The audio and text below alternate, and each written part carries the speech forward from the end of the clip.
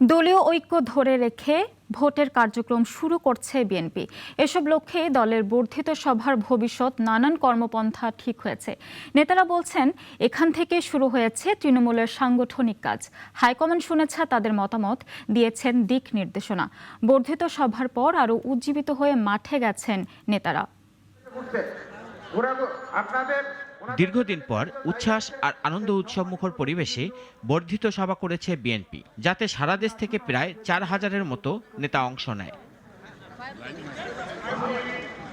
বর্ধিত সভায় তৃণমূল নেতারা তাদের মতামত তুলে ধরার সুযোগ পেয়েছেন। দলের হাইকমান্ড ও নীতি নির্ধারকরা দীর্ঘ সময় ধরে তাদের বক্তব্য শুনেছেন। তবে কি অর্জন হলো এ সভা থেকে? দলটির সিনিয়র নেতারা নাগরিক টিভিকে বলছেন, তাদের অর্জন অনেক। সভাটি ছিল সময়োপযোগী। আপনারা জানেন যে বিগত সরকারের তৃণমূলকে প্রাধান্য দেওয়া হয়েছে, তাদের মতামত শুনে সিদ্ধান্ত নিয়ে নানা দিক নির্দেশনা দেওয়া হয়েছে, বলছেন বিএনপি নেতারা। মাঠে তাদের অবস্থান আরও শক্ত হবে।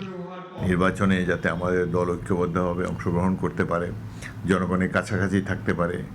আর আমাদের লক্ষ্য বলা হয়েছে যে একটি মানবিক গণতান্ত্রিক বাংলাদেশ গড়াই, এটাই বিএনপির লক্ষ্য। এবং 31 দফা কর্মসূচির আলোকেই আমাদের সংস্কার কার্যক্রম চলবে।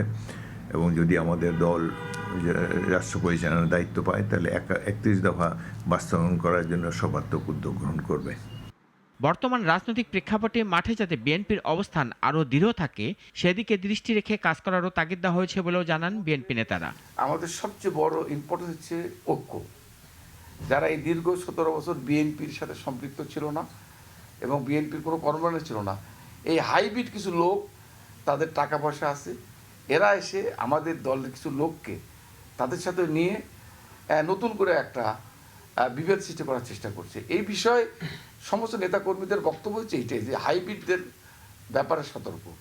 বিএনপি নেতারা বলছেন, জন আকাঙ্ক্ষা পূরণের দায়িত্ব গ্রহণের জন্য সর্বাত্মক প্রস্তুতি নেওয়ার সিদ্ধান্ত নিয়ে সব পর্যায়ের নেতাকর্মীদের জনবান্ধব কর্মসূচি নিয়ে জনগণের মধ্যে সক্রিয় হওয়ার নির্দেশ দেওয়া হয় সভা থেকে, যাতে দলটি জনগণের আস্থায় থাকে। রাশিদুল কাদির, নাগরিক, ঢাকা। দেশ জুড়ে তোলপাড় ওয়ালটন ফ্রিজ কিনে আপনিও হয়ে যেতে পারেন মিলেনিয়ার।